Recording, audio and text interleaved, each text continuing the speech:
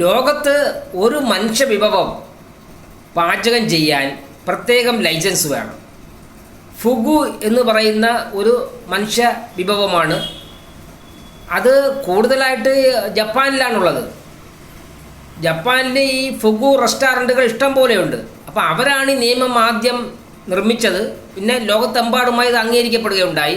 World health ഓർഗനൈസേഷനും ഇത് അംഗീകരിച്ചു. കാരണം ഫുള്ളർ ഫിഷ് എന്ന് പറയുന്ന ഒരു പ്രത്യേക ഇനം മീൻ കൊണ്ടാണ് ഈ മത്സ്യവിഭവം ഉണ്ടാക്കുന്നത്, ഈ മനുഷ്യവിഭവം. അപ്പോൾ അതിൽ വിഷം ഉള്ള, കഠിനമായ വിഷമുള്ള ഒരു സാധനമാണ് ഈ ഫുള്ളർ ഫിഷ്.